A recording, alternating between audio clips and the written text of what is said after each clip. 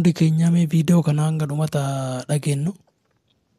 Kantiibaa magaalaa Dirree Dawaa obbo Kadir Johar galatoommallee galatoomii. Namoota akka kantiibaa Dirree Dawaa nimbeekaa kenni namoota gargaaru.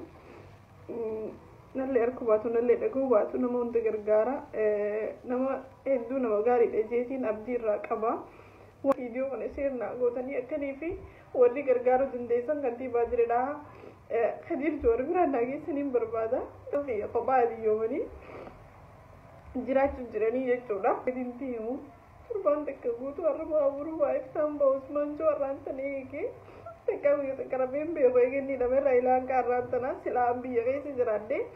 Amma kana ififilleetti dhimmamee obbo kantiibaa magaalaa Dirree Dawaa Kadir Johar akkuma deeggarsa sibbooyee nagargaari jetti har'aan tanallee rabbii gaditti alhamdulillahi rabbil alamin jazaa gurguddoo nabiraa qabdanii ati fi ati mana keetilleen kaisaaf warra deddeebiitiin jaala mana keetii bilbileen sagalee isii jechuudha galatoonfachuu fedha wallahi laadiin karaan itti isii barbaadullee hin beeku. Obbo kantiibaa Dirree Dawaa nu qofa osoo hin taane nama rakkataa warra sooshaal miidiyaa irratti hin beekamne namni inni gargaaru jiru nama lakkoofsa qabu miti.